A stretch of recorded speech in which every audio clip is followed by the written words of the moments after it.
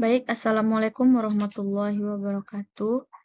Saya Dea Maharani dengan NIM 2214090025 akan mempresentasikan tugas saya yaitu tokoh Minangkabau Sultan Syahrir. Yang pertama yaitu pendahuluan. Latar belakang, Sultan Syahrir adalah tokoh yang memainkan peran kunci dalam sejarah Indonesia. Dikenal sebagai intelektual, diplomat, dan Perdana Menteri pertama Republik Indonesia. Ia memiliki pandangan yang sangat progresif tentang bagaimana sebuah bangsa yang baru merdeka harus dibangun. Selanjutnya yaitu Hamka dan pemikirannya. Yang pertama riwayat hidup, biografi Sultan Syahrir. Nama tokoh satu ini tidak dapat dilepaskan dari sejarah proses berdirinya Republik Indonesia.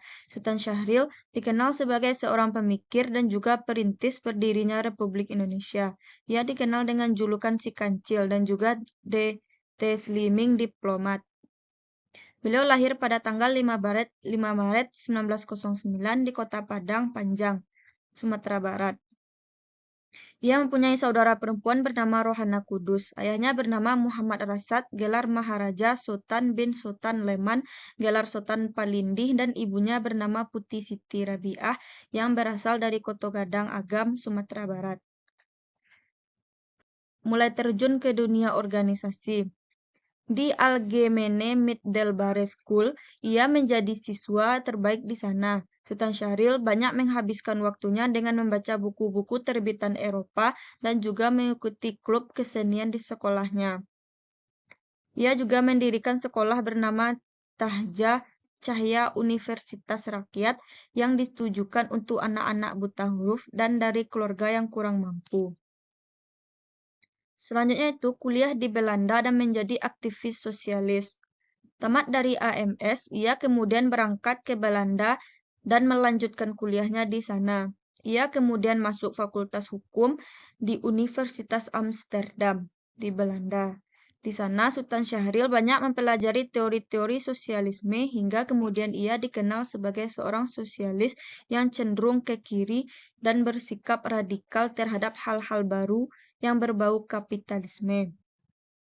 Di Belanda, beliau bekerja di Sekretariat Federasi Buruh Transportasi Internasional. Di sana juga ia kemudian berkenalan dengan Salomon Tas yang merupakan ketua klub mahasiswa sosial Demokrat dan juga sebagai wanita bernama Maria Duchhateu yang kelak menjadi istrinya yang ia nikahi pada tahun 1932.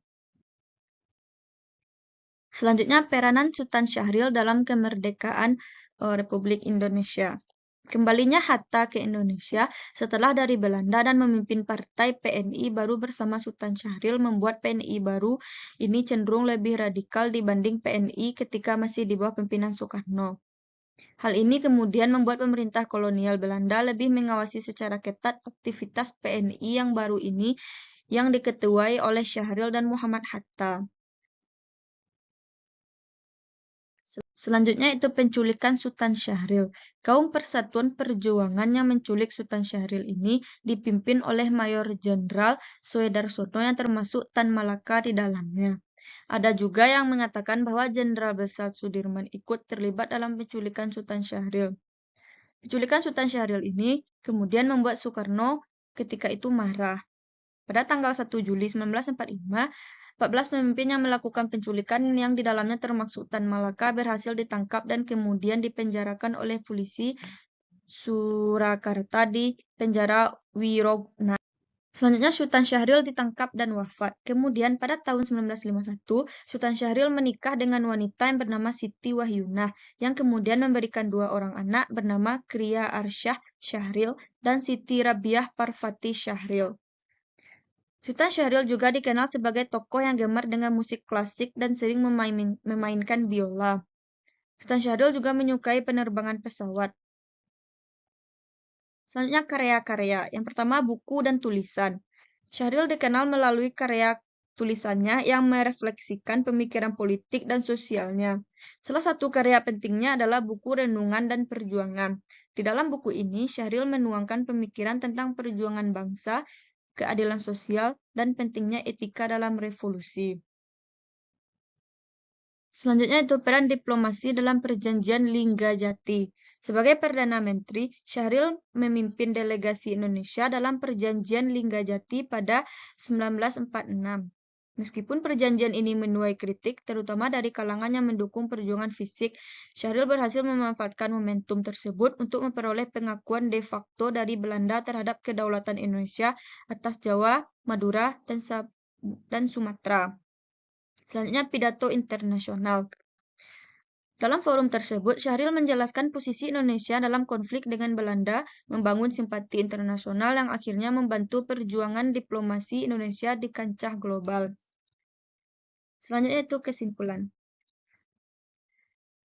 Sultan Syahrir adalah tokoh penting dalam sejarah Indonesia yang dikenal sebagai Perdana Menteri pertama Republik Indonesia, seorang pemikir sosialisme demokratik, serta diplomat.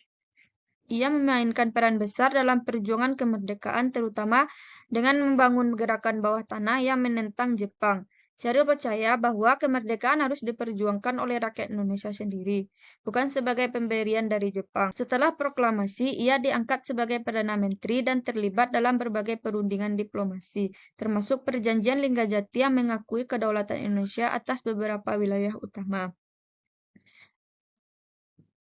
Sebagai bentuk penghormatan atas jasa-jasanya, pemerintah Indonesia menganugerahkan gelar Pahlawan Nasional Indonesia pada hari yang sama dengan wafatnya Syahril, dikenang sebagai Tesmiling Diplomat, karena kepahlawanannya dalam diplomasi internasional serta perannya dalam memperjuangkan kedaulatan Indonesia di dunia. Baik, sekian yang dapat saya sampaikan. Saya ucapkan wassalamualaikum warahmatullahi wabarakatuh.